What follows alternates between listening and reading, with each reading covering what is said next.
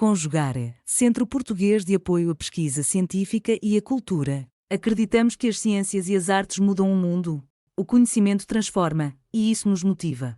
7º Ciclo Ibero-Americano de Diálogos Contemporâneos, com o tema História, Cultura e Interdisciplinaridade. Me chamo Alípio Carmo, sou doutorando em História Social pelo Programa de Pós-Graduação de História Social da UFRJ, Universidade Federal do Rio de Janeiro. Agradeço ao Conjugare, Centro Português de Apoio à Pesquisa Científica e à Cultura, ao NUPAM e ao PPG-PAX da Universidade Federal Rural do Rio de Janeiro, pela participação no 7º Ciclo Ibero-Americano de Diálogos Contemporâneos, História, Cultura e Interdisciplinaridade. Trago uma simples contribuição ao debate sobre a historiografia da música brasileira, ao estudo da cultura popular do samba carioca. Apresento o trabalho intitulado Os Reis do Choro e do Samba, Diálogos entre História e Etnomusicologia. Entre os meses de janeiro e fevereiro de 1925, o periódico O Jornal publicou a série Os Reis do Choro e do Samba, para veicular um debate sobre a criação e o desenvolvimento dos gêneros musicais de caráter popular e nacional. As principais discussões giraram em torno dos seguintes temas: arte brasileira, invasão estrangeira, o papel do carnaval, origens do samba e do choro, as relações raciais e as perspectivas de elaboração de uma música popular no país. O presente trabalho pretende analisar 6 das enquetes dessa série para apontar possíveis eixos de pesquisa sobre o processo de criação do samba enquanto gênero de música popular.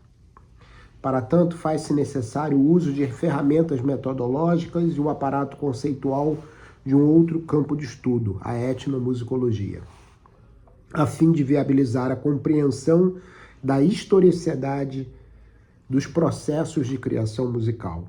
Entender como se faziam as canções, quais os procedimentos, os valores e os referenciais estéticos abre uma ampla possibilidade de abordagem do objeto pesquisado. Tomarei nesse sentido como referenciais teóricos o antropólogo Frederic Barr, o etnólogo Antônio Seeger e o historiador Roger Chartier.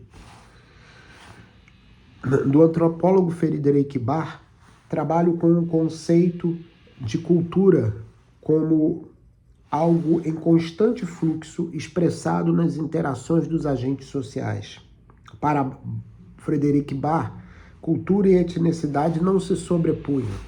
A etnicidade não podia ser entendida como a expressão de conteúdos culturais pré-estabelecidos e passados de geração a geração. De Antônio Seeger, trabalho com a ideia de uma antropologia musical, ao compreender a música como parte de construção do próprio processo de produção do mundo social, e não como a expressão de uma matriz cultural original. Neste sentido, é possível aproximar as ideias de Barr, Frederic e Antônio Seeger. Para o historiador Roger Chartier, as representações sociais são construções da realidade, em que os sujeitos fundamentam suas visões a partir do interesse de seus grupos. Chartier traz o conceito de representação social. O diálogo entre Barr, Antônio Seeger e Chartier nos permite compreender a música como a produção de representações sociais.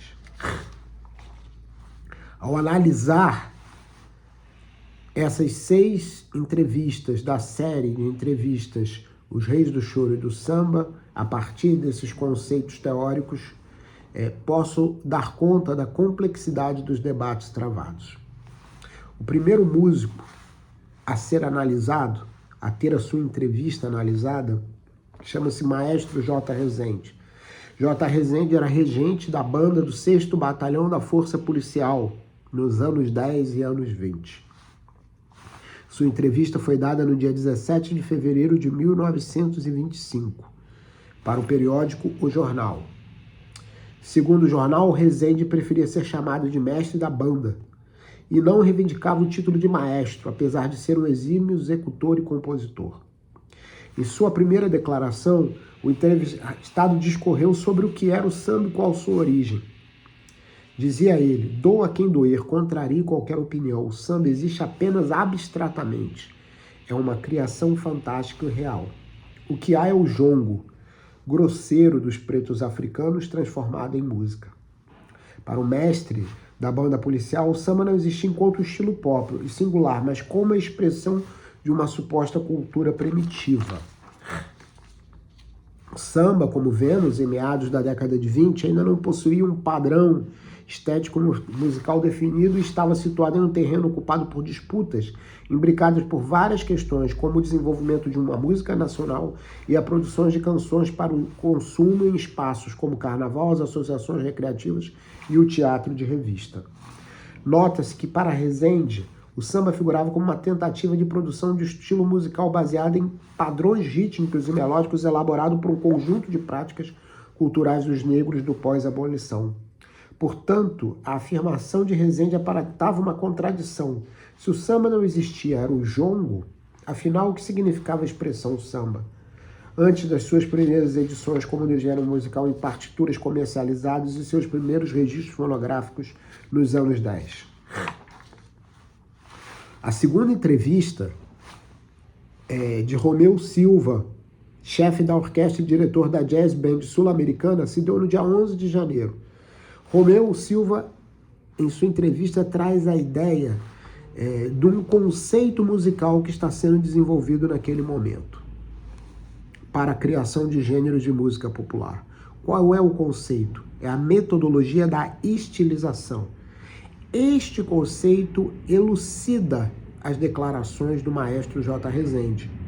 Quando J. Rezende diz que o samba não existe, que o samba é o jongo sem a sua instrumentação adequada, ele está dizendo que o samba se constituía como uma estilização do jongo.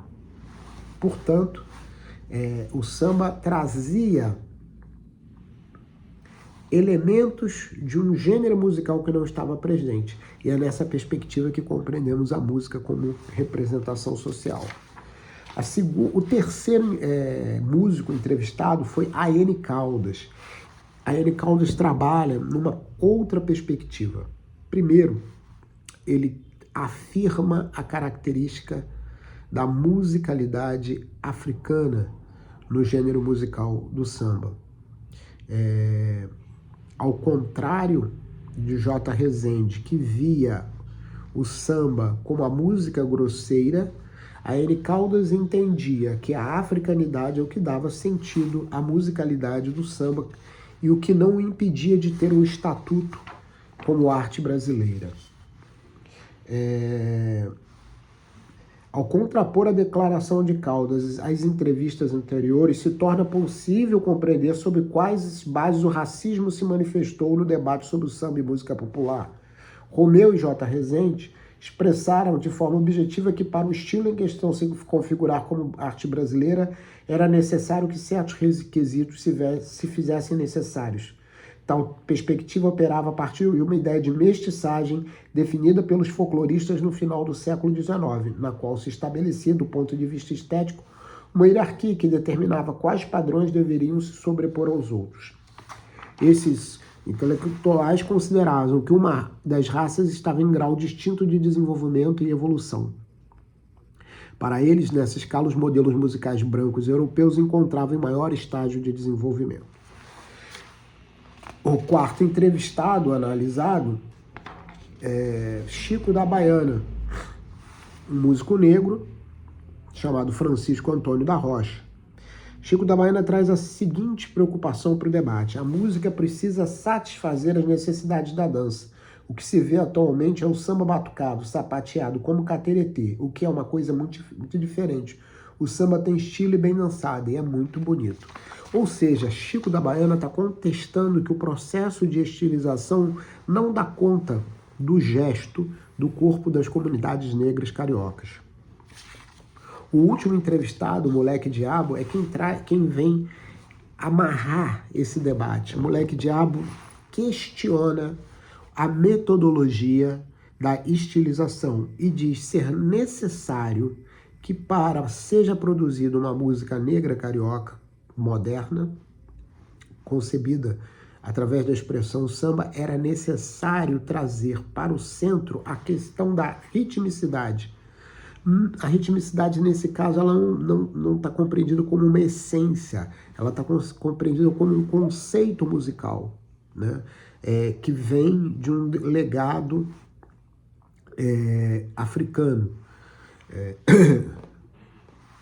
Essa transformação musical ela se concretiza no samba carioca com a passagem do uso de uma célula rítmica que foi convencionada a se chamar célula do teleco-teclo do samba carioca.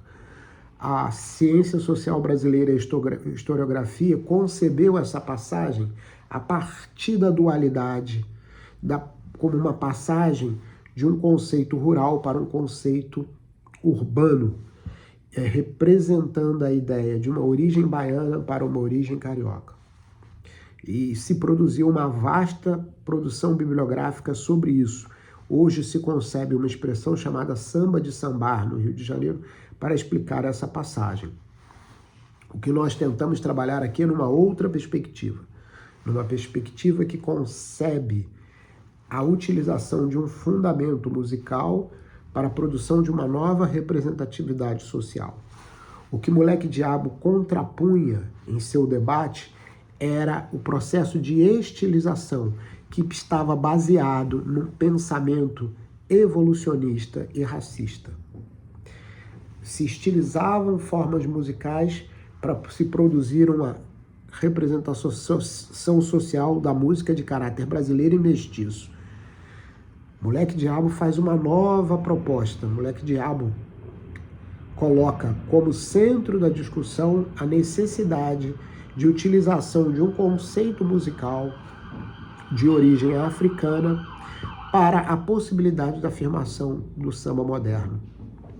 Esse conceito, esta célula rítmica, ela vai permitir, ao contrário da afirmação de um formato verdadeiro e genuíno, ela vai permitir a apropriação pelas comunidades negras cariocas de uma série de práticas sociais de outros grupos sociais.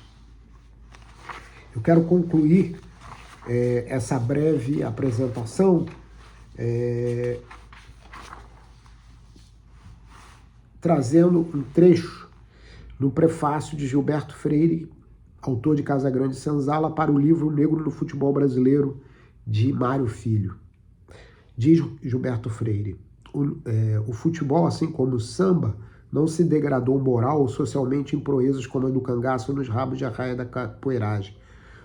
O samba teria se conservado particularmente primitivo, africano e racional, que suas modernas estilizações seriam desconhecidas, como prejuízo à nossa cultura e para o seu vigor híbrido. Veja, a afirmação de Gilberto Freire em 1947 aponta que o conceito da estilização como artefato de produção musical nos revela a historicidade das disputas de poder colocada. A estilização nada mais era do que trazer motivos melódicos e rítmicos para a construção de uma música mestiça, já evoluída nesse conceito racista existente no Brasil dos anos 20. É o contraponto de compositores como Moleque Diabo que vão permitir que no final dos anos 40 e nos anos 50 possa se acontecer uma operação contrária ao que os modernistas brasileiros propõem. A criação do gênero do samba enredo em 1948 permitiu que os sambistas, oriundos das comunidades cariocas, pudessem fazer uso das melodias da música erudita para a produção de um novo tipo de samba. É como se fosse subvertido a proposta da estilização. Um elemento musical é capaz de nos dar a possibilidade de trabalhar os nossos objetos de pesquisa. Agradeço pela participação no colóquio. Realização, Conjugare, Centro Português de Apoio à Pesquisa Científica e à Cultura. NUPAN, Núcleo de Patrimônio, Arquitetura e Memória Fluminense. Programa de Pós-Graduação em Patrimônio, Cultura e Sociedade da Universidade Federal Rural do Rio de Janeiro. Apoio Editora Cravo e Universidade Federal Rural do Rio de Janeiro. Inscreva-se no canal, comente, curta e compartilhe. Obrigado por assistir.